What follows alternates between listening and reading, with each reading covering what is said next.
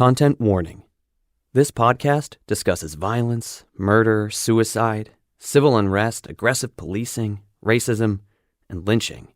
If you or anyone you know is considering suicide or self-harm, or just need to talk about problems, please call the National Suicide Prevention Lifeline at 1-800-273-8255 or text the crisis text line at 741-741.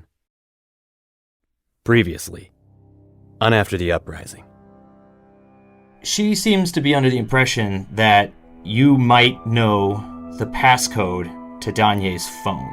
I have a clue what his passcode might be, yeah. When I was running down to him, I said, we were trying to find out, what do we have to do to get the sheet back? And he was like, sheet, what are you talking about? But what was your sense or memory of, what they seem to be there for? On some bullshit, she wanted that sheet. I don't know about specifically the part in the tree. In terms of the knot, you would have to ask whoever untied it off the tree branch. And I know my investigator didn't do it. When there's a lethal mechanism that someone uses, that is, rather overwhelming. For someone to say, well, that sheet didn't come from my house, that's not going to dissuade me from the fact that that was a suicide. I believe that our report will be concluded in the near future. Why is that still open? It's been 7.5 months. Our detectives are very busy. There? Don't shoot! Don't shoot! Don't shoot! What you're looking at is the aftermath of the grand jury deciding not to indict Officer Wilson.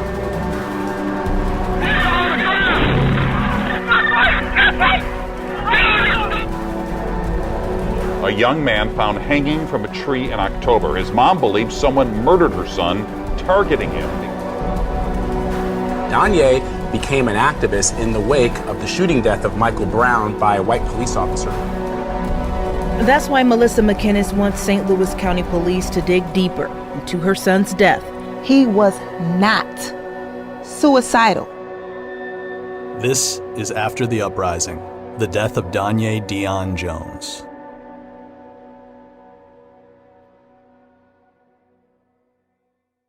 Does it have a 4-digit or a 6-digit? She gave a different one. 6. So she said try 36587, and then the last number either 5 or 4. So I have to try them both. It was August of 2019. The Mike Brown Jr. Memorial had just wrapped up down the street, and we sat down with Melissa outside of a coffee shop in Ferguson. In episode 6, Deja gave us several passcodes to try on Danye's 2 cell phones, his older iPhone and his newer Android. It's a try again. So this time try 4 as the last digit. 365874. I'm going to try this one too.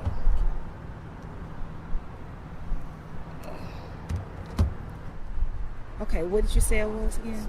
So 365 87. And did you do 5 or 4 last time? 5. So try 4 this time. Well, this is another one. Oh, it's a different phone. Okay, yeah. So I have to try them both. It was tense. Trying a code, it not working, the phone making us wait a minute or so before we could try again. And in the end, none of the codes Deja had given us worked. Melissa had never been hopeful. I'm sorry that didn't work out. Yeah, if we were to find someone who, for money, could try to crack one of those. Do you know which one he used more often? That's the one I found out there. Okay. Would you be willing to let someone try? Mm-hmm. Melissa said it was the Android she found with Danye when he died, and we would now be tasked with finding a hacker who could crack it. Before leaving the cafe, we asked Melissa about the Mike Brown Memorial she had just taken part in, and what it was like to see so many of her activist friends again. Was this the first time you'd seen a lot of the activists you'd worked with for a while? Yeah. What did they say to you? Mainly just hugged me and kept saying that, they're proud of me, they're here, they love me. They wanted me to speak. You didn't want to? No. I just didn't really feel comfortable after a while being out. I'm angry, and I was kind of scared of how I was going to react towards certain people. You know. But everybody was pretty supportive for the most part? Oh, yeah. To my face. I feel supported. It's hard for me to move forward. It's hard to even raise my fist. It's hard to even, I don't feel like I'm really part of the activist community the way that I was before, you know, because my son was killed. So my fight is different, you know. So I'm not there yet to like fight like they're fighting. And I don't think I'll ever fight like them. I think that my fight is different now. It took some time and some research, but we were able to find a company in Texas that can hack into certain models of Android phones. This is a deceased person's phone? Correct. I wish I had a clear answer for you. A lot of these phones that have a Qualcomm chipset usually give me an option to bypass the passcode in our software, but I never have luck with them. It might just be one of those things, gotta try. Once again, though, I'm not too hopeful on it. You know, every kind of phone is different as far as what it produces. You'll get the text messages and hopefully web history and all that stuff. Location data can be a little weird with phones. Location data was high on our list of things we wanted from the phone. But remember, the phone had no cell service at the time Danye died. He only used it where he could log into Wi-Fi. So Google Maps location data would only show up when his phone was logged into a Wi-Fi network. But still, this would be something. And more importantly, we hoped to be able to find some text message from whoever it was Danye left to see the night he died. So Melissa gave us the Android phone, and we shipped it off to Texas. I called about getting the sheet, and she said no. She said, we're going to destroy the sheets. And I said, why are you going to destroy the sheets? That's part of the evidence. We're going to have a private investigation. She said, well, that's our policy. We have to destroy anything with body fluids on it because of a health risk. I said, well, my son's clothes had blood splatter on it, and it had mucus on it, and you gave that to us with no problem. Mm-hmm. I said, so we're going to need that sheet back. She said, well, I don't control it. I said, oh, okay, I got you. So I went, had everybody call. It was like it was an action, a social media action. Mm-hmm. I did. I had everybody call, my supporters, and then I had the attorney call. The attorney put a fear in them. There will be a private investigation done, and that sheet is very important to this investigation. You guys already ruined the clothes. What's the status right now with the lawyer and the sheet? Is it? To be honest, have you heard anything? I don't think that we'll get that sheet back. I don't think so. This comment from Melissa, and supported by her family, that she would never get back the bedsheet that Danye was hanged with, was from one of our first meetings with her, back in the spring of 2019. As the sheet was considered evidence in an active case, she could not retrieve it until the case was officially closed. In August of 2019, when we tried unsuccessfully to open Danye's phone with the passcodes Deja had given us, Detective Anderer had by then finally released his case report. We were able to request a copy, and when it arrived, there were several details that jumped out at us. For one, just in general, we were shocked by how little investigating Anderer had actually done. According to his report, after leaving Melissa's house the morning of Danye's death, Detective Anderer did the following things. 1. He conducted a search of the computer-aided report entry program and the crisis intervention report program to look for prior reports documenting any psychological episodes with Danye, and he found that there were none. 2. He searched the computer-aided dispatch for calls about suspicious persons by Melissa, of which there was one, on August 14th of that year, when Melissa apparently called in to report a man looking into people's vehicles. 3. He scanned Danye's Facebook page.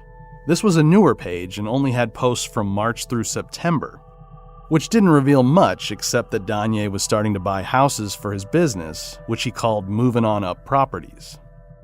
This is all he did the day Danye died, the 17th of October. Then, on October 31st, 14 days later, at Anderer's request, a different detective went to the medical examiner's office and grabbed the bedsheet and delivered it to the crime lab for DNA analysis. So, some quick things to point out. 1. He never spoke to anyone else who knew Danye, not even his brother Javon. Back in episode 1, County PD spokesman Sergeant Sean McGuire told us that the final report would reveal what detectives looked into and who they talked to. Well, they looked into their internal databases for other hits on Danye and found none, then talked to no one. And speaking of talking to no one, page 4 of the report contains a little box at the bottom that reads, Neighborhood Canvassed, and that box is marked with an X. Canvassing a neighborhood means that officers speak with neighbors and ask them basic questions, like, did you see or hear anything unusual last night? Since there is nothing written anywhere else in the report about which neighbors at which addresses were spoken to, we figured we would just knock on Melissa's neighbors' doors and ask for ourselves if police had interviewed them the morning Danye died. Hi. My name's Ray. I just wanted to know if I could either ask you a question for like 5 minutes or maybe set up a time when I could call you. This is the first neighbor we spoke with. She wouldn't open the door, so it's very hard to hear her. We cranked the audio to try and catch her voice, so we apologize for the sound quality here. Did the police ever ask you any questions? No. They never knocked on the door and talked to anyone in the house? No. Not to me. Yeah. She lives alone, and like she said, police never spoke to her. She finally opened the door a bit and spoke about the night of Danye's death. It's up in there, and I didn't see that. Right. I can't do nothing but say I missed it. Yeah. I didn't see nothing. I didn't hear nothing. See, I wouldn't have been no help to the police either. So They still could have knocked and asked. Then we went to another neighbor's house. Hey. How are you? I just didn't know if I could get like 5 minutes of your time to just kind of ask like what you saw the morning of the investigation. I can ask you questions. Yeah, but sure. Like I said, Danye over here. Yeah. Yeah, he killed himself. We just want to like run down all the possibilities. Usually, it's painful to accept that somebody killed himself. Yes, sir. There was no sign of a struggle. You know, Walk family. With me. I got food on the grill. Sure. I mean, I wanted to know, like, did the cops ever come knock on your door? No. Cops never asked you any questions. No, they did their own. They did their own investigation, and what they determined was what it is. They never worked with that idea that it was some retribution for her in protesting. This neighbor clearly has his opinion, but he did confirm that the police never interviewed him. We knocked on 2 more doors, and one of the people who answered said they didn't live there at the time of the incident. At the last house we went to, a teenager answered the door, so we don't want to use their voice. They told us that to their knowledge, police never came by and asked anyone in the house any questions. It looks like the neighborhood was not canvassed, despite the police report claiming the contrary. And what needs to be noted here is that the final case report has sections drafted by different people. Detective Anderer has the longest portion at the end, but the first officer to arrive on scene the morning Danye died, Officer Chad Lamprecht, drafted a portion. Then Detective Michael Kamerer from the crime scene unit also drafted a portion. It's unclear, but based on where it falls in the report, it appears that it may have been Lamprecht who checked the box stating that the neighborhood had been canvassed. Yeah, and then they said that they canvassed my neighborhood. They spoke with my neighbors, and when John and Ray asked my neighbors if they had been spoken to or if they had been interviewed, they all said no. Well, the way that works, for instance, is we do canvasses all the time, so in the police report, it'll list the name, the time, the date, the address, the phone, whatever, however the contact was made, all of those contacts will be listed in the police report. Did they list them in the police report as having talked to them? Since we are looking into the investigative efforts of county detectives, we felt the need to talk to someone who would know just how these sorts of investigations should happen. So we spoke with Captain Carol Jackson, a retired commander from the University City Police Department. University City is one of the municipalities in St. Louis County. Captain Jackson was a police officer for 37 years. Melissa was on the call with us when we spoke to her. No name, none of that. No, that's not the way it works. No. You have to put in the police report, when you can't, that's what it means. You don't just say, I canvassed the neighborhood. You say I went to 1286, no answer. You have the name, you have no answer, or I spoke with them. They didn't hear anything, they didn't see anything. How can you do an investigation and say you canvassed and you don't have any information to who talked to who? Interestingly, in Detective Kamerer's section of the report, he notes that a request was made by the crime lab to also get a hold of Danye's pants, the ones that were found rolled down around his ankles when he died.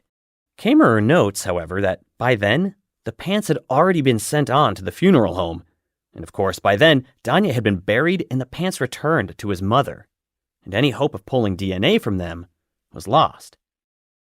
In episode 3, the pathologist, Dr. Gershom Norfleet, told us that the crime lab swabbed the portion of the sheet tied to the tree, and we countered that that wasn't possible because the sheet had been untied by his own investigator, Michael Tarticchio.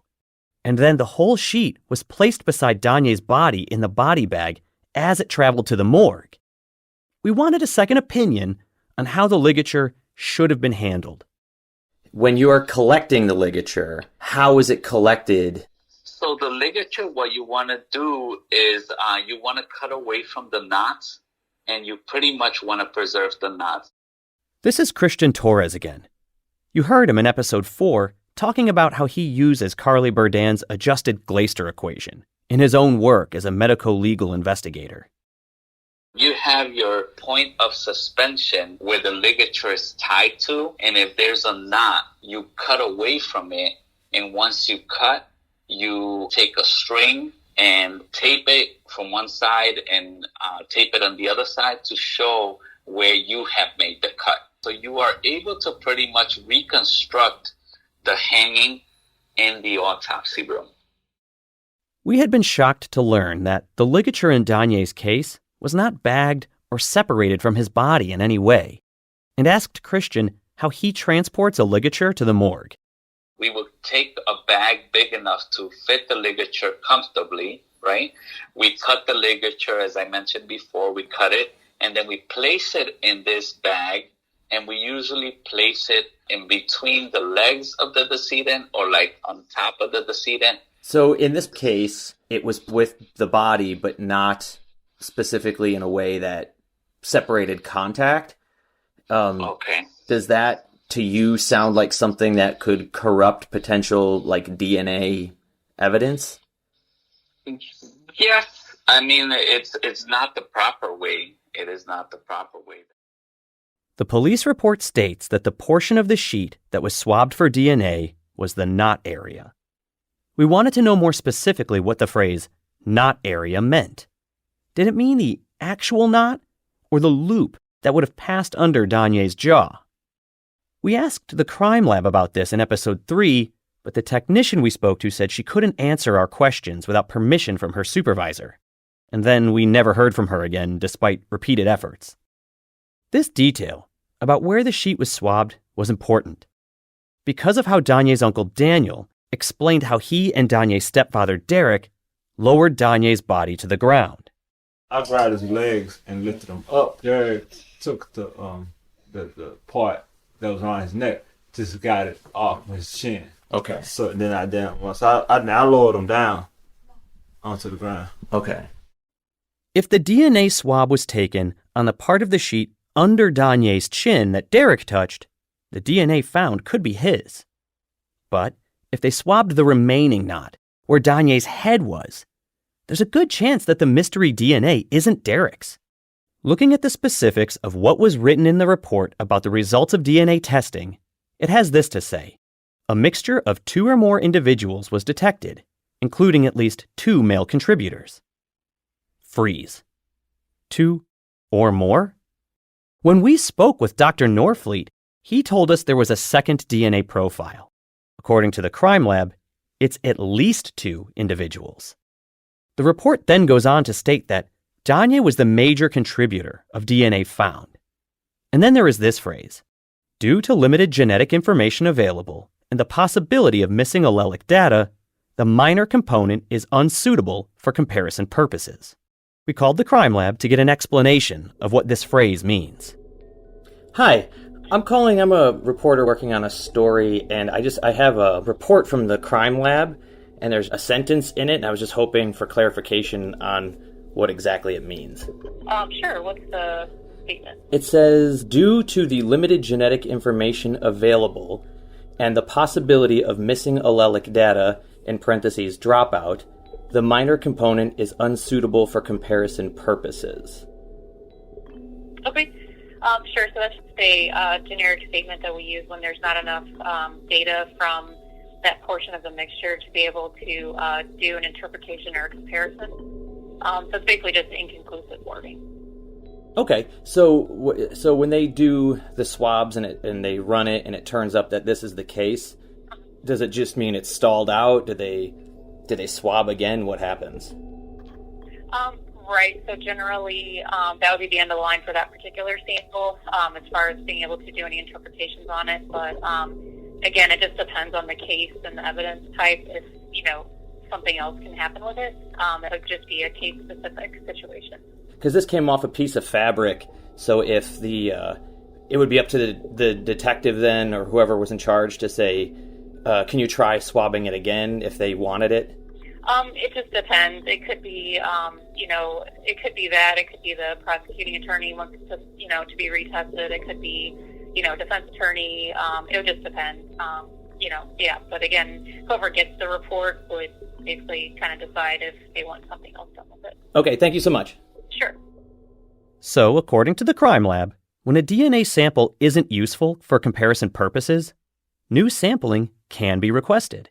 After all, the sheet is still in possession of the St. Louis County Police. The fact that this was never done is kind of shocking. Again, consider the timing. Melissa has made a big splash on social media saying, "My son was murdered," and she scheduled a public press conference. So the day before it, Detective Anderer seemingly says, "Fine, I'll swab the sheet and the pants for DNA." Wait, the pants have already been returned? Fine, just the sheet then. He seemingly does this to see if there is any merit to Melissa's claim. And 12 days after that, he gets the results, which say 2 or more individuals have DNA on the sheet. How does he respond to that? Based on his report, he doesn't. He doesn't do anything with it. The report says the knot area of the sheet was swabbed, meaning this mystery DNA could, in theory, be on the rest of the sheet, and there could possibly be usable samples available if they swabbed the whole thing. But what happens? The sheet stays locked up in the property department, and Melissa is unable to get it because it cannot be released to her until Detective Anderer closes the case, which he doesn't do for 8 more months, until July of 2019.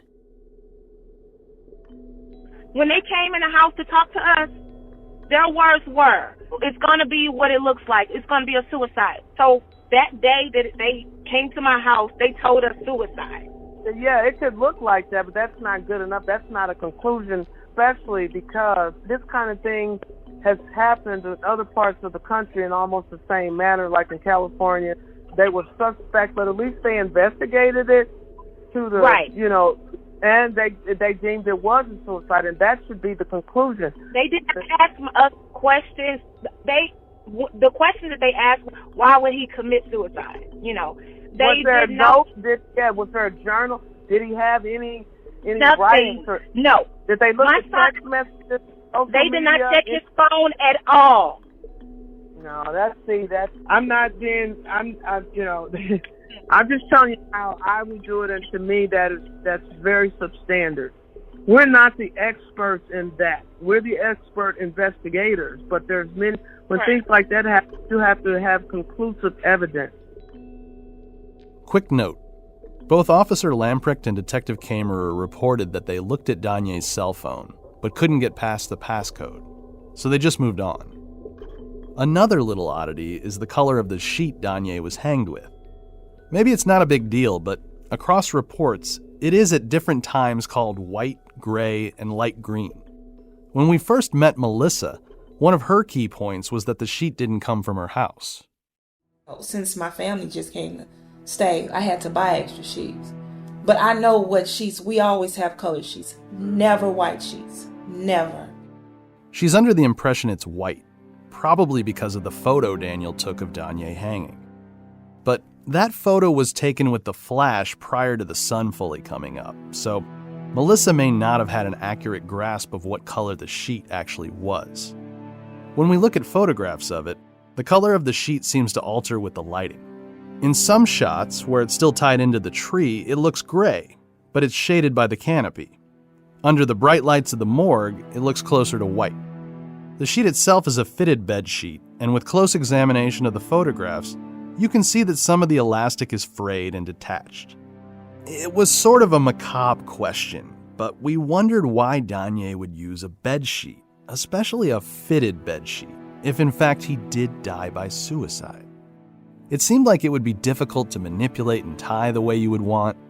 I mean, even folding a fitted sheet is a headache. So we asked Melissa if there was rope available in the house.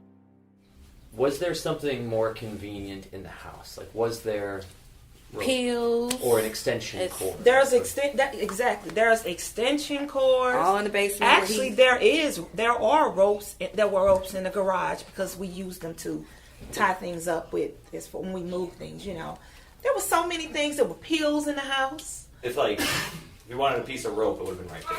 Yeah, it's right in the garage. Cord, it would have been right there. Right in the garage, and belt, we had like some. leather They're all belts. around. Yeah, we have those too. Could he have quickly gotten a gun from? He could have got a hold of a gun from somebody. He could have. Yeah.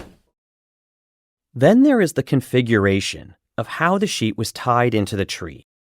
Both the medical investigator, Michael Tarticchio, and Detective Anderer describe in their reports the sheet is tied in a figure eight. If you remember, too, during her press conference about Danye's death, Melissa referred to the ligature system as a Navy knot, and her husband, Derek, a former Navy man himself, said he recognized the configuration from his training. I know what I'm talking about. When I seen that, I knew exactly what type of knot it was. You know what I'm saying? I knew, you know. How did you know that? Well, I'm a military man. Oh, okay. You know, and on certain ships or certain places, they'll use that particular knot. It's called rabbit in the hole, rabbit out the hole. That's what they call it. And what do they use it for? And when it don't extend, it just get tighter with weight. And so when I looked up and seen it, I was like, that's not a regular, not even a makeshift. So I knew it was a complicated knot. So in a way, he could even learn it on the first one, because it took me hella time to even try to learn this thing. We have 3 photographs of the ligature configuration that were taken on the scene. One picture has a tape measure extended in it showing its height and size. And the other 2 pictures are a front and a rear shot of the sheet tied and hanging in the tree. Here's what I will personally say. I'm an experienced tree climber using harnesses, lines, and other rigging. I know many knots and knot systems. When I look at the photographs of the ligature, my perception is that it's complex and non-intuitive. I see why it's written up as a figure eight system, as from a particular angle, it does have that appearance. Nothing from my arborist experience clues me in as to what it is, but searching through other knot systems, I would say it looks very close to a mooring knot, which is used to fasten a ship or a boat to a dock.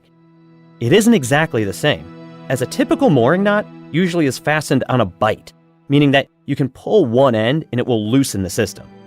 The configuration used in Danye's death doesn't have that. Looking at the photographs, it's hard to trace the exact movements of the ends of the sheet through the system. So I called my friend Al and asked if he would take a look at it for me. Al is an experienced climber, arborist, and sailor, and he knows more about rope than anyone else I know. When I looked at it, I was just trying to be like, how would you not just fall out of it? You know what I mean? Yeah, I just don't see how, like, if you put your head in there, because it wasn't cinching or anything. I didn't see any knot that would do any cinching around your neck. It was just a loop of sheet that would just be, like, rigidly in place, and you would pass out and just fall out of it. But obviously, Danye didn't fall out of it, which to us means that it would likely have to have been tied very tightly around Danye's neck from the outset, as the sheet itself would stretch as soon as weight was applied to it.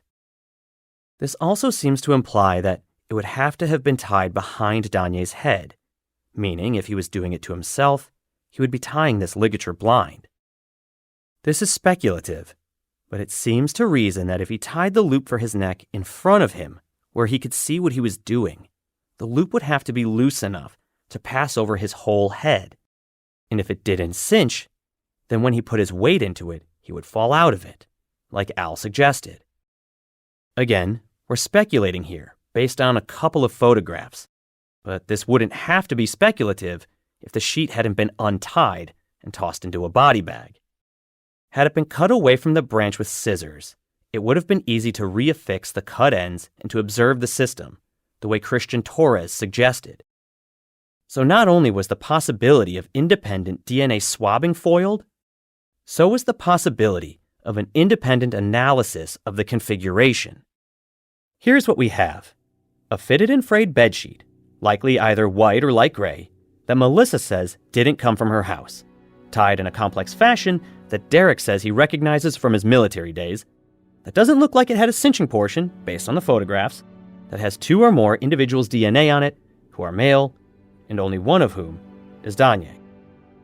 Melissa wanted this sheet. She had been trying to get it back for months, but it was considered evidence until the case was closed. Right around the time the medical examiner's office had released their report on Danye's death, Melissa's lawyer called Detective Anderer. There is no audio of that call, but the email Melissa's attorney sent to her explaining what had been said read, "I spoke with Detective Anderer via telephone. The bedsheet in reference to Danye's death is still in custody with their agency. Detective Anderer was told that the bedsheet would be needed for possible further examination and to preserve it." Detective Anderer was cooperative. Now the case was closed, but Melissa didn't hear anything about the sheet. So eventually, we called the St. Louis County Police Department to find out how she could get it back. Yeah, so I was just hoping to grab an update, if there is one, as to whether or not that evidence can be released.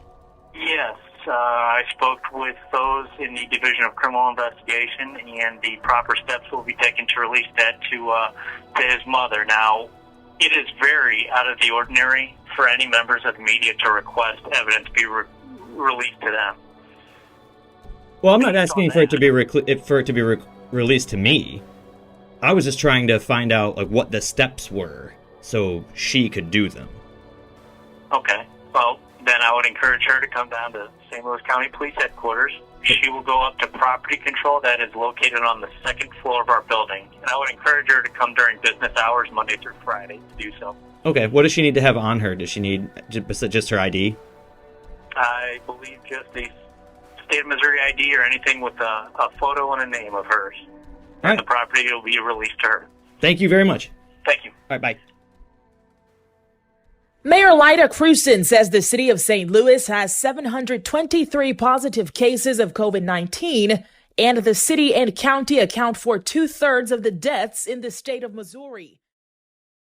Over the course of this show, we haven't talked too much about Melissa's illnesses, for her privacy, but we will say that she suffers from lupus. So she can't just up and run out the door any old time. Then COVID-19 happened.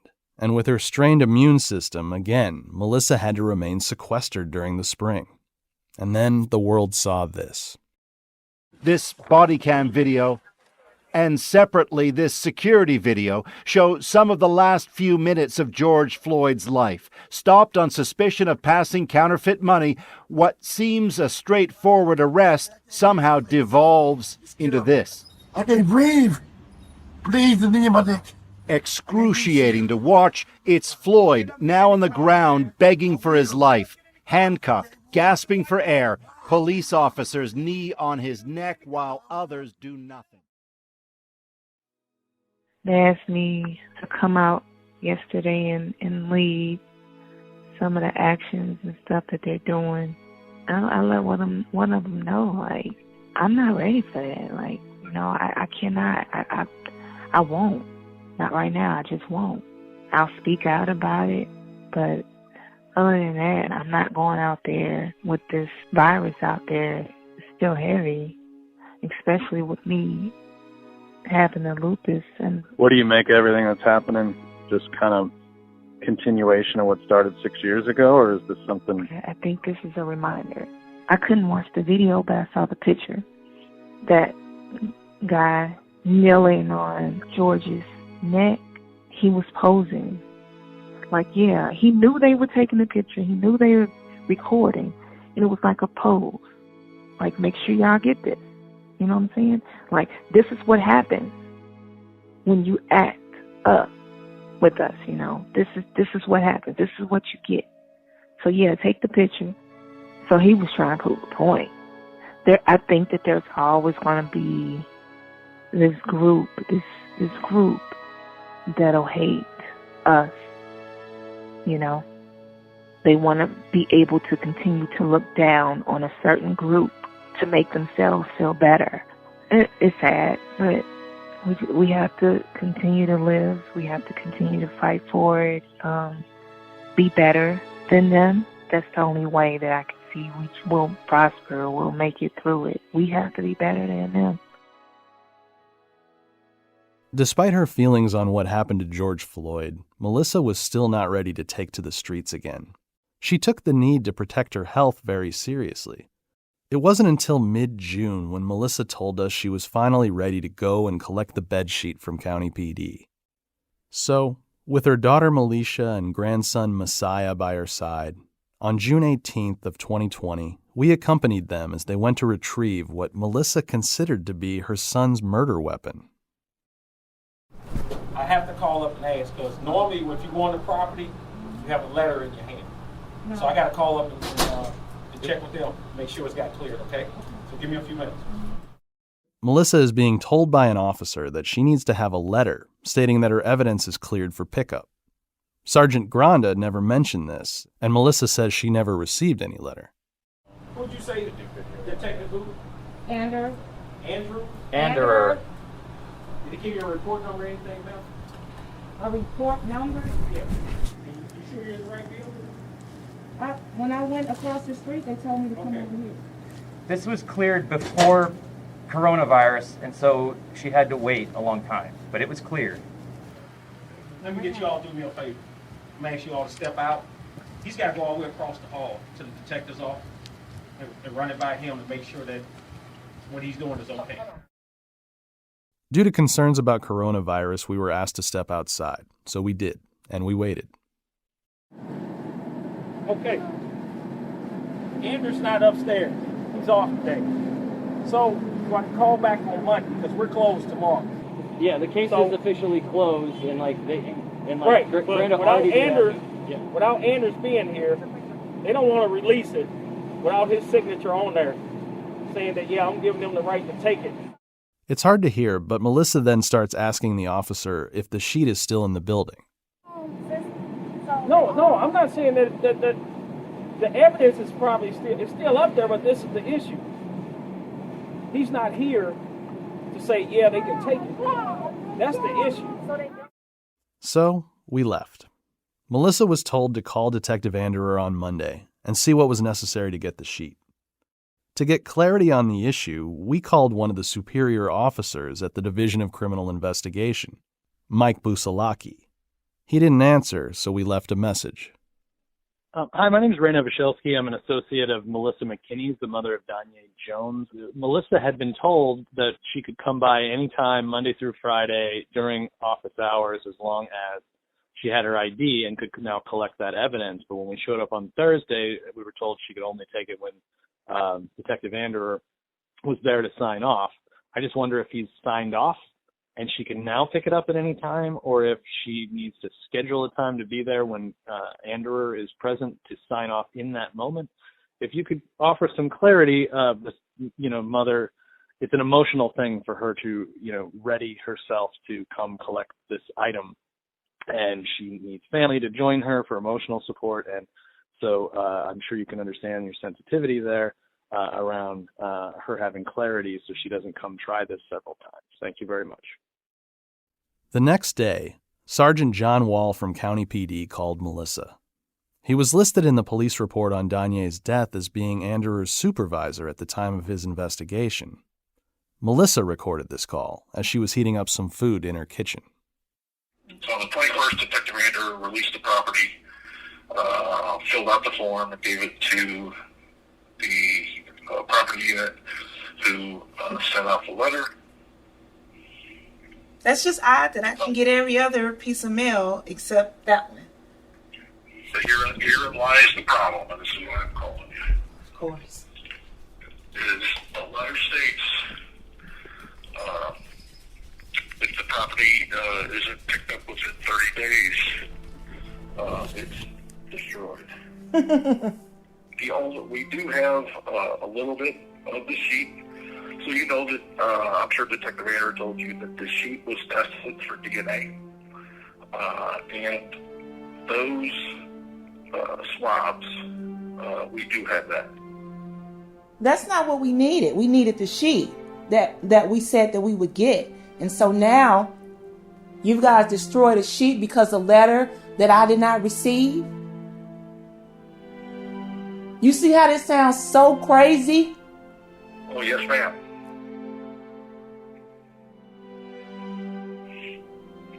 Let me ask you something. Do you have children?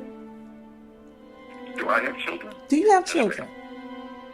If this happened to your child, wouldn't you want to get down to the bottom of this and find out what really happened? Because you know your child. Oh, of course. So when if you were to continue to hit brick wall, wouldn't you get a little bit like leery, like trying to figure out why? So there's no sheet. Unfortunately, ma'am, no, there is not. Thank you. Piss the fuck off!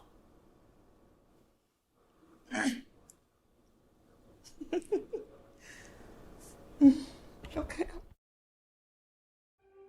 Melissa's prediction that she would never get the sheet back had come true. She had always been skeptical that the county police were taking her son's death seriously. And now, Anderer's unprofessional conduct when on scene at her home the morning Danye died, combined with his social media posts, made the destruction of the bedsheet seem like a hostile act.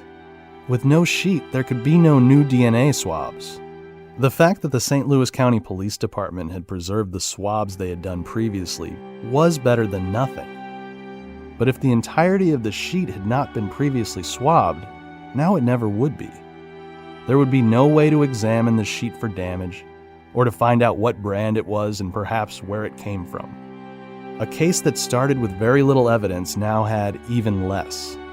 But there was still Danye's phone. That's next time on After the Uprising.